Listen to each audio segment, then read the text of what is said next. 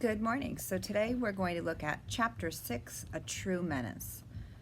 And it's such a beautiful day outside, I decided that today's reading we would do outside. Annabelle and Tiffany waited impatiently in the backpack for the last bell to ring. When it did, Annabelle said, "Yay!" and Tiffany said, "Finally." So I'm going to stop there and I'm going to remind us of what happened in the other chapters, in case you forget. So Annabelle and Tiffany hopped in the backpack.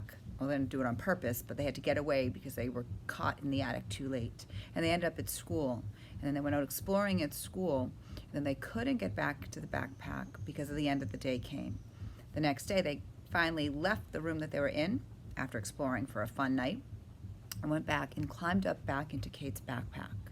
Now they're in the backpack on their way home. A few minutes later, over the noise in the hall, the dolls heard Kate say, "Call me tonight, Ayana." And then, "Hey, wait up."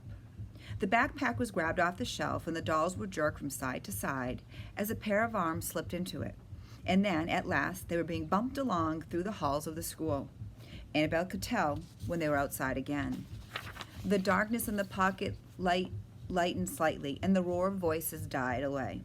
The walk home was quieter than Annabelle would have thought. She had distinctly heard Kate tell someone to wait up, but now she heard no voices. She wanted to ask Tiffany about this, but she dared not make a sound. Presently, and in fact sooner than Annabelle expected, she heard a door being opened, and then, "Hello, is that you?" "Yep, it's me. Are there any cookies?" "In the cabinet." A little girl's voice said, "Don't hog those." Nora's voice, wondered Annabelle. It didn't sound exactly like Nora's, and she thought one of the other voices sounded like it might belong to a boy. Had Kate invited a boy over? Annabelle didn't think Kate had any friends who were boys. What do you think's happening? Stop for a minute.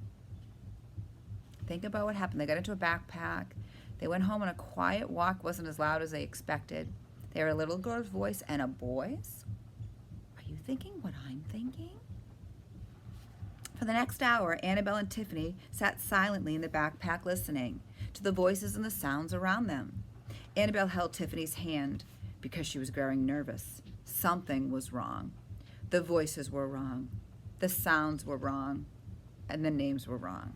BJ and Callie. And Mom, which was wrong too because Mrs. Palmer didn't come home from work until almost supper time. The only grown-up who should be at home now was Grandma Catherine.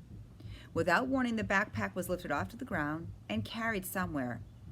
Up a flight of stairs, thought Annabelle. Then it was set down. The voices shifted once more. Downstairs, maybe. Annabelle heard thumps and voices calling to one another and the doors opening and closing nearby. And finally, further away, cars' doors opening and closing. Eventually, she heard the car engine start up, roar to life, and then grow fainter. The house was silent. "Where do you think we are?" whispered Tiffany. "I don't know, but I have a feeling we're not in Kate's room." The dolls remained in the backpack until they guessed about a half an hour had passed. They did not hear a sound. Now remember, half an hour is 30 minutes. And 30 minutes can seem like eternity if you're waiting to do something or waiting to get something. "Do you think it's safe to look out?" Annabelle asked. Tiffany nodded, and then she and Annabelle stood up and peeked into the room. Annabelle's eyes widened. She swallowed hard. Next to her, Tiffany whispered, "Uh-oh, I think we're in the wrong house." Can you imagine that feeling? They were so excited to go home, to see Mom and Dad Funcraft and Papa and Mama Doll, and they're not in the right place. Think about how you'd feel you're right now. Was this in the red zone, yellow zone, maybe blue zone? Definitely not in the green. Panic. I think I'd feel panic.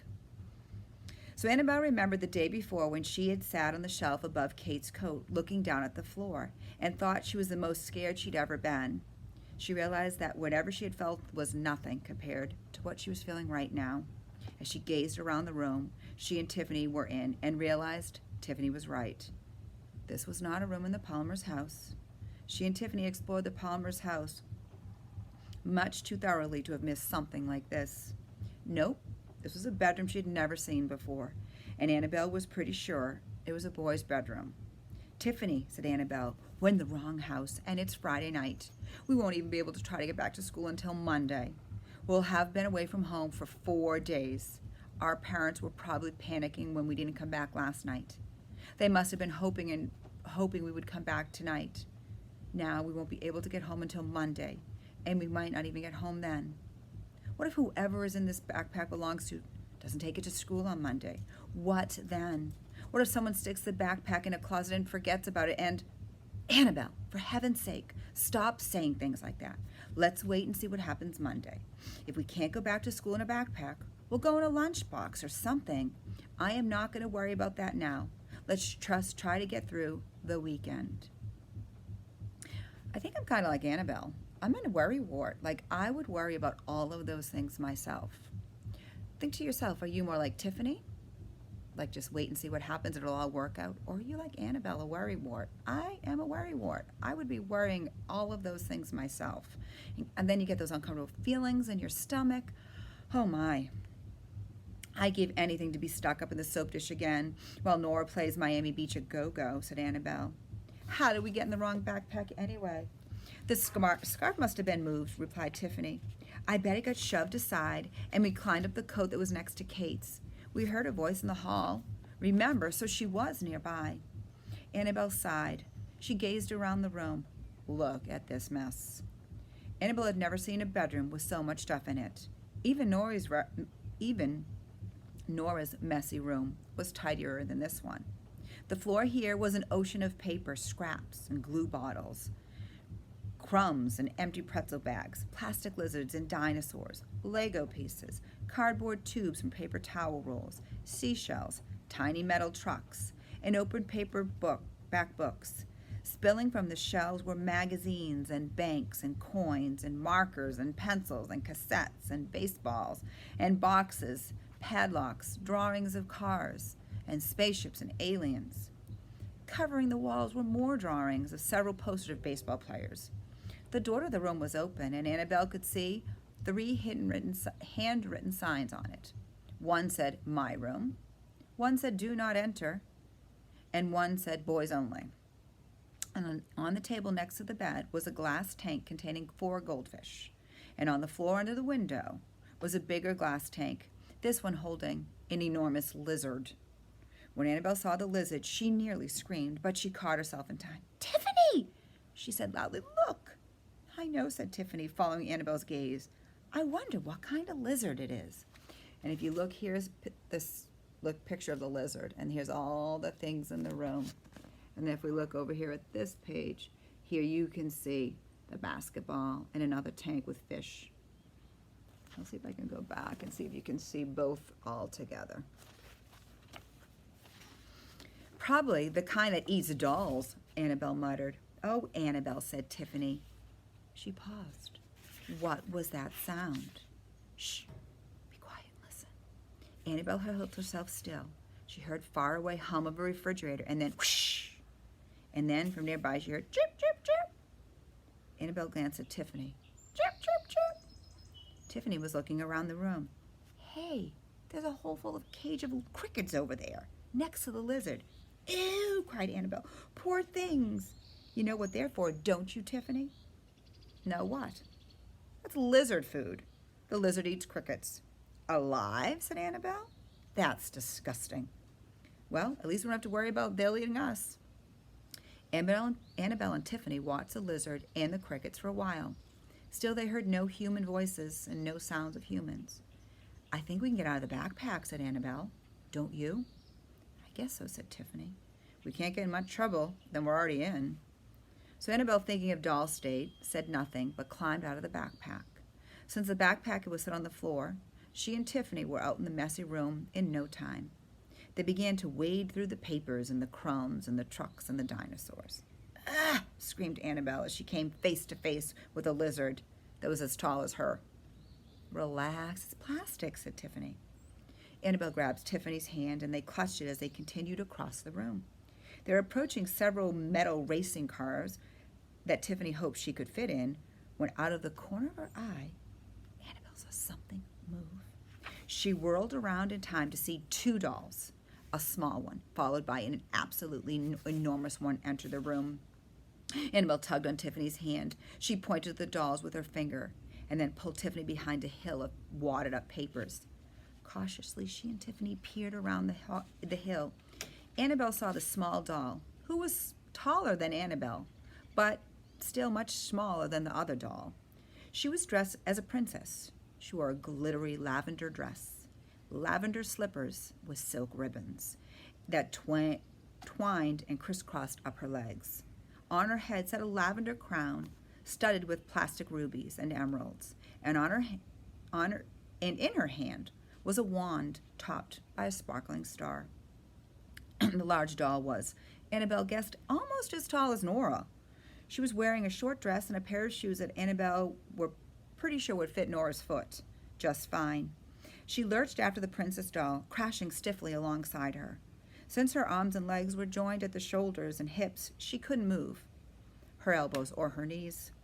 "What on earth?" Tiffany started to whisper to Annabelle as she glared at the giant doll. And here's the picture. And boys and girls, who do you think that may be? Do you think it's the meanest doll in the world? She certainly doesn't look very nice. And at that moment, the princess turned to face the giant and commanded, "Charge!" Annabelle completely forgot about being quiet. How do they even know we're here? But Tiffany nudged her, shaking her head, and Annabelle saw the princess point not at them, but across the room. And as she watched, the giant lurch forward, nearly smashing into a group of small dolls that huttered beneath the table. The dolls screamed and scattered, looking, Annabelle thought, for better hiding places. "After them!" the princess shouted. The giant changed direction and stomped after the fleeting dolls. Annabelle and Tiffany locked eyes. They didn't need to speak to know what they must do. They leapt to their feet and ran around from the paper hill of papers. Tiffany raised her arms. "We'll help you," she cried. "Go, hide in the backpack." One of the dolls, who was about Annabelle's size, was wearing yellow pajamas and a pair of fuzzy yellow slippers, replied, "There are too many of us. We don't have enough time." "Quick, in there." "Us too?" asked Tiffany. "Yes, hurry." Annabelle and Tiffany followed the dolls through the doorway of the strange structure. And Annabelle, peeping through the narrow window, saw the giant shoes smash down on the spot where they had just been standing. And here you go. And look, they went hiding in a Lego house. So now we're going to stop because that's the end of chapter 6. And I'll read chapter 7 in a little bit. But I'm going to have you write. I'm going to post it on Seesaw. I want you to write back to me. If you were Tiffany and Annabelle right now, you got out of that backpack, and here are these dolls there. What will you do now? What are you thinking? How would you spend your time until Monday, when it's time to go back to school?